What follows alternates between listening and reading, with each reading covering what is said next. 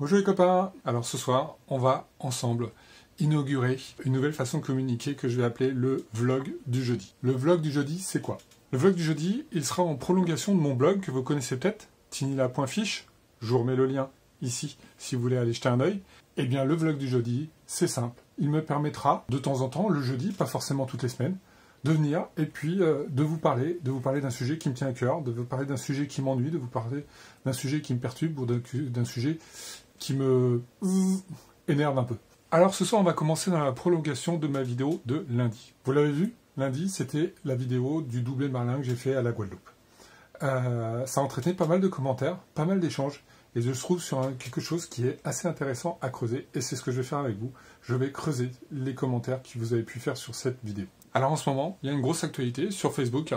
Ce sont les groupes qui se battent contre l'exploitation du bar, notamment je pense au bar hors des étals pendant la période de reproduction, et c'est vraiment une superbe initiative. De temps en temps, même sur Facebook, on peut voir des vidéos qui sont peut-être choquantes, avec des poissons par terre, avec des poissons du sang, avec des poissons qui sont un petit peu malmenés, et souvent ça entraîne tout un flot de commentaires négatifs, tout un flot d'insultes, et des fois on s'aperçoit même que ce sont des petits jeunes qui débutent, qui font parfois leur premier poisson et donc leurs premières erreurs. Et je trouve qu'il y a un acharnement assez fort sur ce type de photos, dont, rappelez-vous, vous, les plus anciens, moi je commence à être un ancien, où il fut un temps, il y a 10 ans, il y a 15 ans, il y a 20 ans, c'était des photos tout à fait classiques, d'être dans sa cuisine avec un beau poisson qu'on tenait comme ça, et tout le monde trouvait que c'était génial. Bon, les temps ont évolué, les temps changent, et aujourd'hui nous en sommes là, notamment autour du bar. Prenons un autre poisson, et encore ce week-end, j'ai vu sur Facebook des photos avec des lieux tenus comme ça, d'énormes poissons, de jolis poissons trophéés, qui sont bien sûr morts, parce que souvent pris sur des profondeurs très importantes. Et là, les commentaires, c'est bravo, superbe, beaucoup de pêche, waouh, génial, t'as fait un beau coup sur ces poissons-là. Je continue à parler du lieu. Le lieu, en ce moment, il est en reproduction. Et là encore, personne n'est choqué. Maintenant, je passe au marlin. Vous avez vu ma pêche, vous avez vu ma vidéo de lundi, et sur ce bateau, nous avons monté 2 marlins.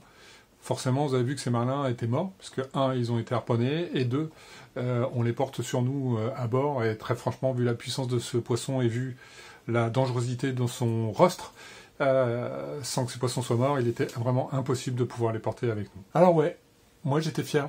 J'étais fier quand j'ai pris ce poisson, c'était le premier pour moi, j'avais jamais pêché de marlin de ma vie. L'excitation des poissons de 60-70 kg, donc un travail d'équipe aussi, toujours un trait assez intéressant en termes de sensations. Et la fierté du premier poisson, et donc ces poissons trophées, voilà, que l'on porte un moment à plusieurs. Et puis, 2 jours après, j'ai pu discuter à la Guadeloupe avec un très bon connaisseur du marlin, un très bon pêcheur de marlin aussi, qui m'explique tout simplement que ce poisson, eh bien, il se reproduit quand il a atteint la taille adulte, et une taille adulte pour un marlin, c'est à peu près 150 kg. Ces 2 poissons faisaient 60 à 80 kg. C'est-à-dire que là, on avait prélevé 2 poissons qui ne faisaient pas la taille. Alors oui, je maîtrisais pas. Oui, j'étais sur un bateau d'un guide, et donc, voilà, on maîtrise pas ce qui se passe à bord. Est-ce que j'aurais réagi? Je crois pas. Franchement, si je prends du recul, je pense que j'aurais laissé faire, même si j'avais eu cette information-là, dans l'euphorie, dans l'adrénaline aussi, hein, qu'il y a sur ce poisson. Maintenant, est-ce que je regrette? Oui, je le regrette profondément. Franchement, peu de temps après, j'ai pris conscience des choses. Et c'est pas dans mes habitudes. On préserve toujours les poissons qu'on pêche. On essaye d'être le plus respectueux de cette passion. Et là, j'étais pas fier. Les commentaires, c'est beaucoup de pouces j'aime. Et je vous remercie parce que c'est toujours sympa. C'est beaucoup de commentaires sur l'émotion, sur la puissance du poisson, sur le plaisir qui a été pris. Et vous avez complètement raison. C'est des éléments qui étaient importants. Et pourtant, là encore, des poissons étaient morts. Alors voilà ma conclusion. Pas de polémique, j'en veux à personne. Voilà, j'ai pas de raison d'en vouloir à qui que ce soit, mais je prends du recul par rapport à moi-même. Je prends du recul par rapport à mes pêches, à mes poissons et à ce que j'ai pu faire. Et je me dis qu'en fait, on a l'indignation qui est sélective. Un bar de 60 cm avec du sang, c'est ignoble d'avoir fait ça. Un marlin de 60 kg sur un bateau, pris par des pêcheurs avec du beau matériel, des beaux bateaux, c'est génial.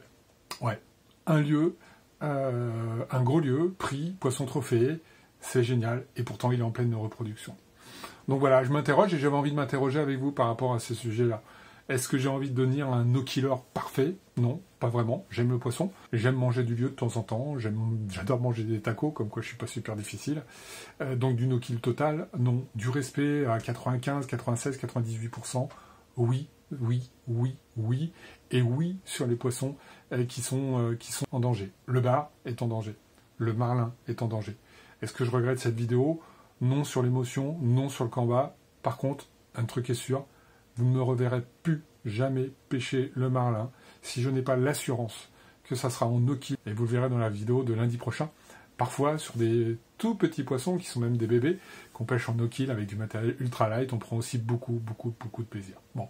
Je ne sais pas quel est votre avis sur le sujet. Moi, j'ai envie de continuer la conversation avec vous. Et comment on va la continuer? Eh bien, tout simplement, commentaires. Laissez-moi vos commentaires, laissez-moi votre avis sur ce que je viens de dire, laissez-moi votre avis sur le no-kill, laissez-moi votre avis aussi sur le fait de ne pas faire de no-kill. Et puis je répondrai à chacun, on se répondra dans le respect. Alors voilà les amis, c'était le premier vlog du jeudi. Il y en aura d'autres. Très vite, je reviens avec plus de, peut-être de bonne humeur, plus de produits, de nouveautés. Je vous montrerai des petits leurres sympas. Et on essaiera, si je peux, tous les jeudis, mais j'y arriverai pas tous les jeudis, on va dire au moins 2 à 3 jeudis par mois, en plus de la vidéo du lundi, de se faire ce petit rendez-vous-là. Et de temps en temps, on se le fera en direct, et comme ça, on pourra discuter des sujets qui vous intéressent. En tout cas, j'espère que ça vous plaît. Moi, ça me plaît toujours autant de communiquer avec vous. Donc, on n'oublie pas, on s'abonne pour ceux qui ne seraient pas abonnés. Laissez-moi vos petits likes, ça fait toujours plaisir. Et puis surtout, commentaires, parce que c'est dans l'échange qu'on s'enrichit tous les uns et les autres et qu'on a vraiment plaisir à partager. Bonjour les copains, à très bientôt. Et surtout, prenez du plaisir, prenez du plaisir, prenez du plaisir. Ciao, ciao. Ciao les copains. Ciao, ciao. Ciao les copains. Bonjour les copains. Ciao, ciao. Bonjour et à bientôt.